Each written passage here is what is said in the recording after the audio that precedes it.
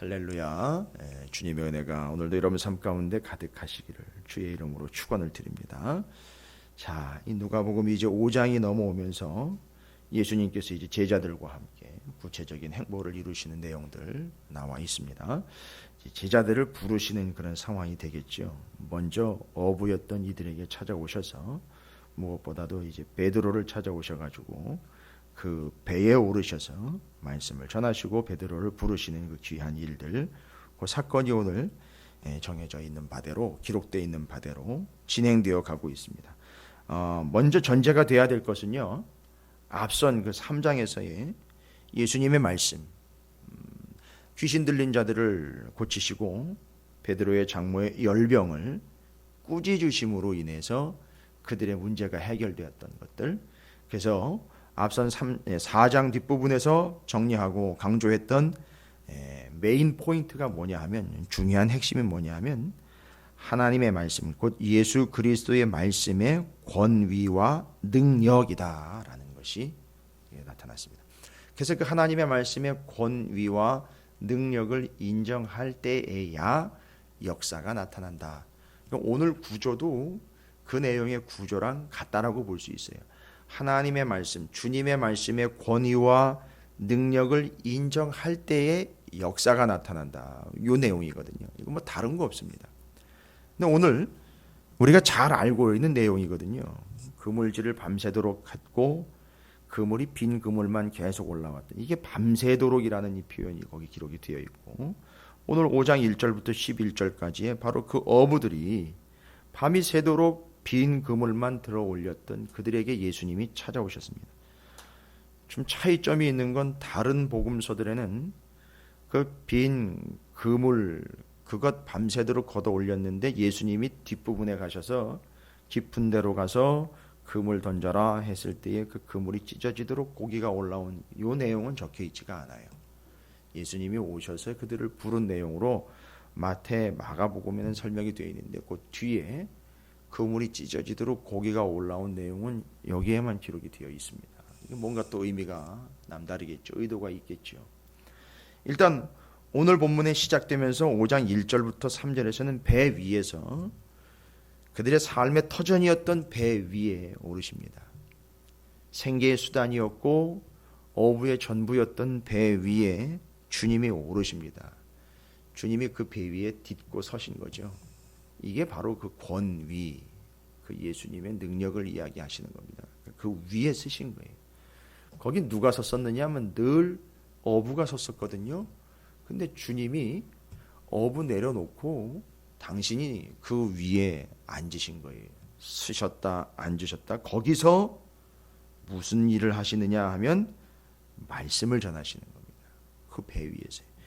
그게 예전에는 바로 직전까지는요. 아니 몇 분 전까지도 밤이 새도록 거기서 그물질을 했던 그 사람의 삶입니다. 거기로 오르셔서 말씀을 전하시고, 다른 복음서에서는 아까도 말씀드렸지만 나오지 않는 깊은 곳에서 그물 던지는 이야기가 소개가 되고 있습니다. 자, 오늘 5장 1절부터 11절까지 그렇게 긴 내용은 아니지만 그 안에는 아주 풍성한 내용이 담겨 있어요. 마치 그물이 찢어지도록 고기가 올라온 것과 같은 아주 풍성한 내용이 담겨 있습니다. 이건 뭐 한 절 한 절만 가지고도 다 설교 말씀이 될 수 있을 정도의 깊은 내용들과 풍성한 내용들입니다. 근데 11절까지 딱 두 부분으로 나누자면, 내용상입니다. 구조상으로 아니라 내용상으로 나눈다면, 앞부분에 말씀하시고 주님이 그 배에 올라 말씀하시고 말씀에 순종해서 그물을 던졌다. 이게 내용상 하나의 내용이고요. 그리고 그 뒤에 그물이 찢어지도록 잡은 것이 심이 많아서 주변에 있는 어부들에게 와서 도와달라라고 이야기했던 내용상으로는 그렇습니다. 배에 올라 주님이 말씀하신 그 말씀을 의지하고 순종해서 그물을 던졌다. 뒤에 그렇게 했더니만 엄청난 고기가 걸려서 올라왔다. 여러분, 우리가 어디다 포인트를 두느냐에 따라서 이 이야기는, 이 내용은 완벽하게 갈림길에 서게 됩니다. 앞부분에 예수님이 배에 올라 말씀을 전하신 그 내용을 의지해서 그물을 던진 것, 거기까지 포인트를 잡는 것과, 야 그렇게 했더니만 그 물고기 어마어마하게 많이 잡혔다, 이런 그 물고기 잡은 사람이 단 한 마리도 먹지 못했습니다. 왜일까요? 물고기를 잡는 게 목적이 아니었기 때문에 그렇습니다. 엄청난 물고기를 잡았지만 베드로는 정작 한 마리도 먹지 않았습니다. 먹지 못한 게 아니라 안 먹었습니다. 왜냐하면 버려두고 갔기 때문에. 그런데 오늘날 교회와 성도들은 베드로가 버려두고 간 그 물고기를 계속 담고 있는 거예요. 이게 교회의 현실입니다. 이게 오늘날 우리의 척박한 현실이라는 거죠. 그래서 이 본문을 가지고 아직도 여전히 그때 그 물가에서 야 세상에 이렇게 많은 물고기가 잡혔네, 예수 따라다니다 보면 이렇게 엄청난 일들이 나타나겠구나, 예수를 따르다 보면 이렇게 엄청난 물고기 잡겠구나 해서 여전히 베드로가 버리고 간 배와 베드로가 버리고 간 물고기를 교회는 주워 담으려고 그렇게 바둥대고 있습니다. 심지어 설교도 그런 식으로 하고 있어요. 그렇게 하면 물고기 많이 잡습니다라는 새빨간 거짓말을 해대고 있는 게 오늘날 현실인 거예요. 죄송합니다. 새빨간 거짓말이에요. 예수를 따라다니면 물고기를 많이 잡을 수 있다, 새빨간 거짓말입니다. 본문에서는 그렇게 하지 않습니다. 그럼 평생 어부했어야지요. 아예 예수를 내 배에서 떠나지 않게 그냥 앉혀놓고 밤이 새도록 빈금을 잡았으니까 밤이 새도록 예수를 끌고 다니면서 물고기를 잡았어야죠. 절대 예수님 배에서 내려오지 못하게 해서 예수님을 이 바다 저 바다로 끌고 다니고 모시고 다니면서 여기서 명령해 주시고 저기서 명령해 주세요. 그래야 내가 그물을 내리면 그물을 잔뜩 끌어올려가지고 계속 끌어올릴 거 아닙니까? 땡길 거 아닙니까? 정말 속되고 지저분한 표현, 계속 땡겨야 될 거 아닙니까? 그래야 계속 볼 거 아닙니까?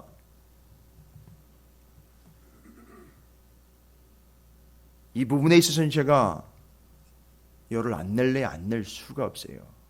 왜냐하면 거짓말을 할 수 없으니까요. 잡은 것이 심이 많았다. 그런데 이걸 배는 잡은 걸 두고 떠나간 사람한테는 아무 의미가 없습니다. 근데 지금 우리는 그걸 지금 그게 의미 있는 거라고 그걸 붙잡고 있어요.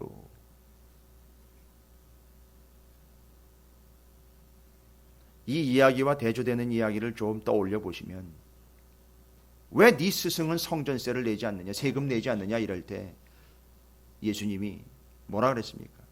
야 가라, 물고기 한 마리 걷어 올려라. 그럼 그 안에 동전이 있을 거야. 그거 갖다 내. 여러분 그 이야기와 얼마나 대조가 되는 것인지 보십시오.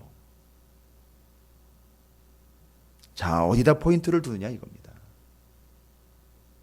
그러니까 그 인생이 어떤 인생인지를 설명을 해주고 있죠. 잠깐의 차이지만 밤을 허비한 인생, 밤이 새도록이요. 우리가 그래요. 그걸 그물질을 그렇게 심히 했는데 맨 빈 그물이에요. 인생의 의미를 이야기한 거예요. 빈 그물. 밤새도록이요. 날이 밝도록 그물질 했는데 빈 그물 올라왔다. 이게 참 의미 있는 건데 이 다윗이 이런 의미를 다 이미 통달을 했어요. 시편 62편 9절 11절에 보니까 시편 62편 9절에 이렇게 다윗이 시편을 표현을 했어요. 아 슬프도다 사람은 입김이며.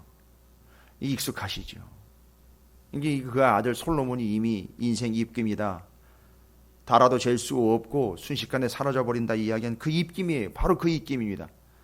그러니까 이게 솔로몬이 아버지한테 영향을 받았어요, 당연히. 그러니까 아버지가 왕의 자리에 앉아가지고 툭 하면 한다는 소리가 뭐 그런 소리예요. 아유 밤이 새도록 그물질을 했는데 빈배야, 맨날 이런 얘기 했던 거예요. 실제로 이 신약적인 표현으로 얘기하면 오늘 누가복음 5장의 표현을 빗대어서 이야기한다면 그겁니다. 그 아버지가 맨날 얘기했던 거예요. 다윗이 그물질 밤새도록 했는데 빈 그물이야 이렇게 얘기했던 거죠. 뭔 얘기냐? 사람은 입김이야. 뭔 얘기입니까? 쓸모없고 소용없는 게 아니라 순식간이야. 금방 가. 그 얘기 맨날 들었던 거예요, 솔로몬이. 인생도 이어서 이야기합니다. 인생도 사람은 입김이며 인생도 속임수니 저울에 달면 그들은 입김보다 가벼우리로다. 뭔 얘기입니까? 인생이 속임수다라는 이야기가 나와 있어요. 속았다 이 이야기가 아니라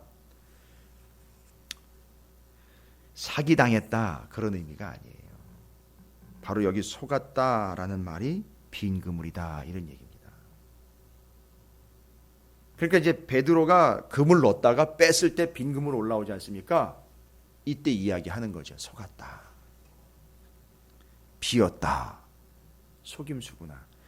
인생을 깨닫는 거예요. 인생이 어떤 인생인지 보여주는 겁니다. 밤이 새도록 헛수고했습니다. 빈 그물입니다. 사람은 입김입니다. 이건 속임수예요. 속은 거예요. 빈 그물입니다. 입김, 헛것, 숨, 호흡, 일시적인 것, 헛수고, 무능함 이런 뜻을 다 가지고 있어요. 수고하였지만 그냥 사라져 버리는 겁니다. 아주 충분히 경험했어요. 야, 인생 그런 거구나. 아주 충분히 경험했습니다.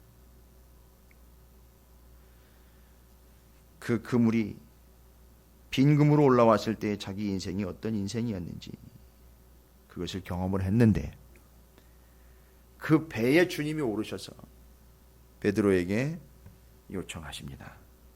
야, 깊은 곳으로 가서 그물을 좀 던져봐 라고 이야기를 하십니다. 이때 이제 이 헛수고한 인생에게 답이 두 가지가 제시가 됩니다. 잘 보십시오. 이게 우리가 전도서를 했기 때문에 제가 결론적으로 쉽게 얘기를 드릴게요. 자, 우리 모든 인생은 다 뭐라는 것이죠? 배에 빈 그물 인생이라는 얘기예요. 헛짓하고 있다가 아니라 금세 사라질 입김이고 인생이 속임수라는 걸 이렇게 드러내주고 있어요. 그런데 그 배에 주님이 올라가지고선 그 헛수고인 인생, 입김인 인생에게 두 가지 답을 주시고 있다고요. 뭐라고 얘기하셨죠? 깊은 곳으로 가라, 금을 던져라. 요거예요. 깊은 곳으로 가라, 금을 던져라.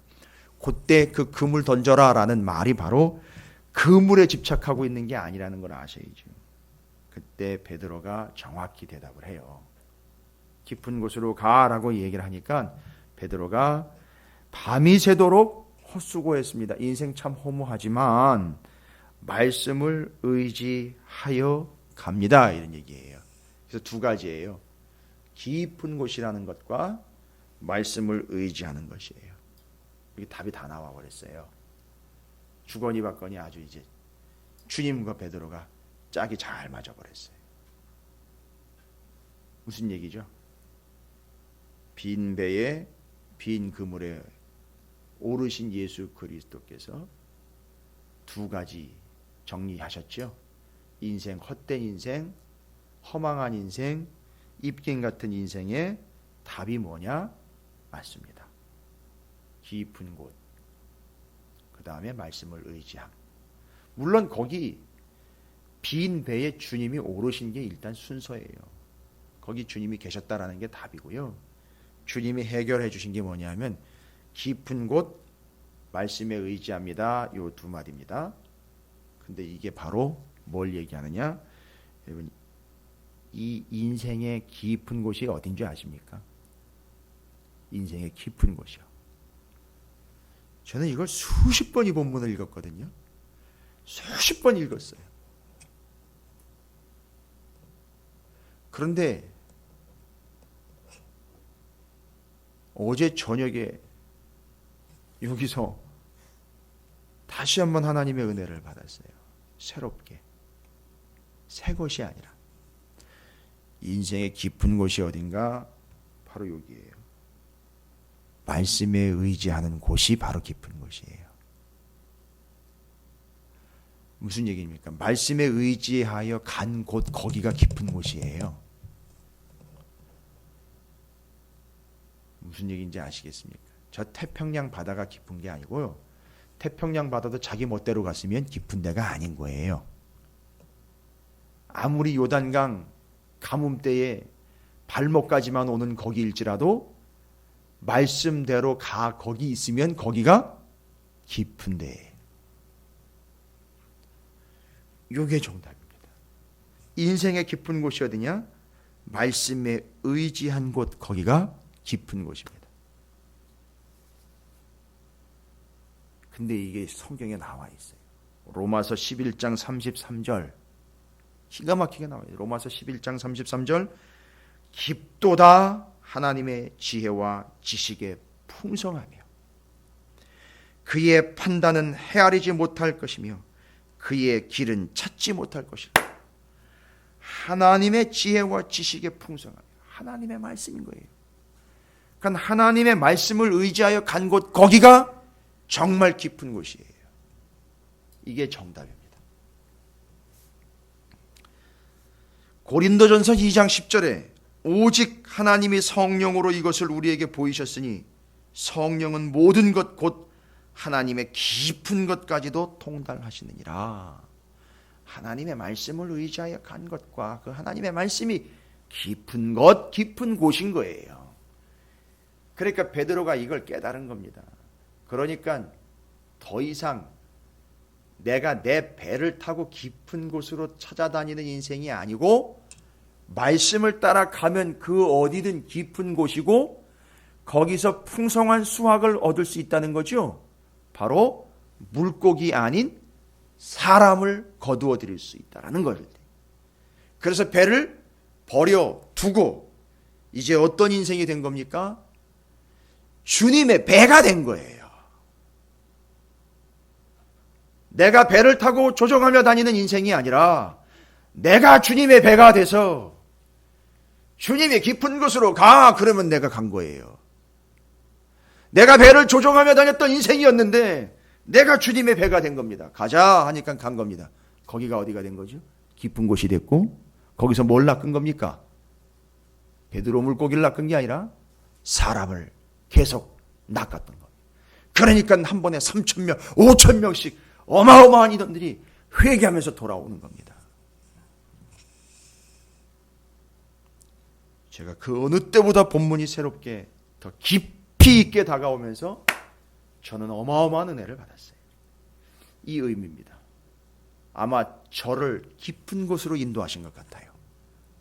1절부터 11절이지만 주님이 저를 베드로처럼 우리를 깊은 곳으로 안내하신 것 같습니다. 내 생각, 의견, 여지, 판단, 철학, 근거 너무 얕습니다.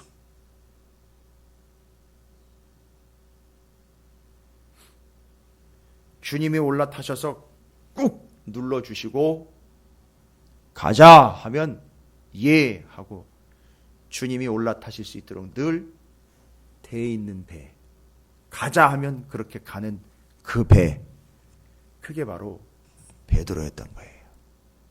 그게 바로 오늘날 교회와 성도들이 되어야 할 줄로 믿습니다.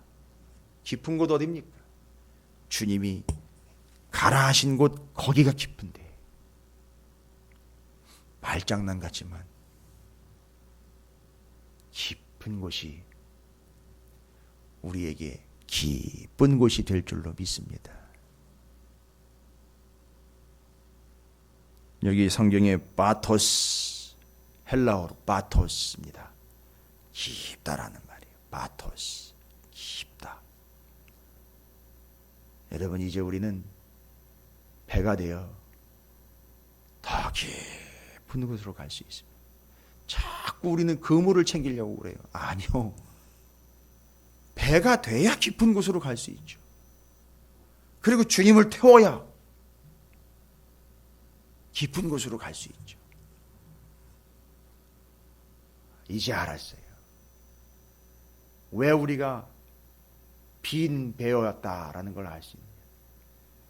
빈 배가 아니라 주님을 태우기 위해 비운 거예요. 빈 배 아니에요. 정확히 보세요. 왜 빈 배입니까? 주님이 타고 계신데 왜 비었어요?